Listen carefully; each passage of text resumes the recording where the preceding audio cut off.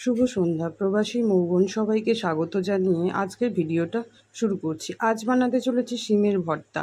এর জন্য আমাদের লাগছে 250 গ্রাম শিম, 2টো পেঁয়াজ, 4-5 কোয়া রসুন, মাস্টার্ড অয়েল মানে সরষের তেল, লবণ। আর কিছুই না এতে বিশেষত। শিমগুলো ভালো করে ধুয়ে পরিষ্কার করে এটা কেটে রাখবো, মানে শিমের যে আঁশ আছে আর সামনে আর পেছনে যেটা আছে ওটা বাদ দিয়ে রাখবো। তারপর পেঁয়াজ আর রসুনটা চপ করে নেব, মানে কুচো কুচো করে নেব আর কি। কুচানো হয়ে গেলে একটা কড়াইতে তেল দিয়ে তার মধ্যে শুকনো লঙ্কাগুলো ভেজে নেব, ভেজে নিয়ে তুলে রাখবো, কারণ শুকনো লঙ্কাটা আগে ভেজে নিয়ে রাখতে হবে। তো তার মধ্যে আমি শিমটাকে সেদ্ধ বসিয়ে দিয়েছি, একটু সামান্য নুন অ্যাড করে সেদ্ধ দেবো, তাতে কী হবে তাড়াতাড়ি সেদ্ধ হয়ে যাবে। ঢাকনাটা দিয়ে দেবো।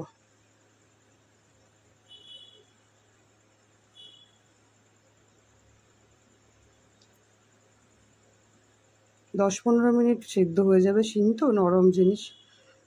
সেদ্ধ হয়েও গেছে, কড়াইতে এগুলো তুলে নিয়ে ভেজে নিলাম।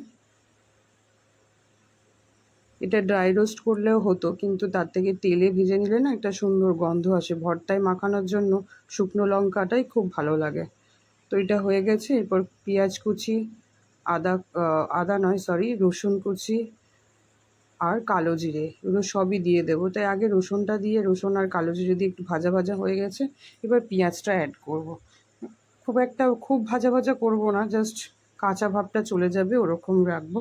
রেখে সমস্ত কিছু পেস্ট করে নিতে হবে। হয়ে গেছে দেখুন আমার এখানে। যে এবার সিমটা যে সেদ্ধ করে রাখা ছিল সেইটা জল ঝারিয়ে রেখেছি, এটাকেও একটুখানি কড়ার মধ্যে নেড়ে চেড়ে নেবো, কারণ কড়াতে যে এক্সট্রা জলটা সেটা টেনে নেবে। এবার সমস্ত জিনিসগুলো মিক্সিতে দিয়ে দেবো, একটু লবণ, বিট লবণ আর একটু কাঁচা সর্ষের তেল দিয়ে এটাকে পেস্ট করে নেবো। ব্যাস, ভর্তা তৈরি। আপনারাও অবশ্যই ট্রাই করে দেখবেন কেমন হয়েছে। ভালো লাগলে অবশ্যই জানাবেন। ভালো থাকবেন, সুস্থ থাকবেন। আবার দেখা হবে নেক্সট ভিডিওতে।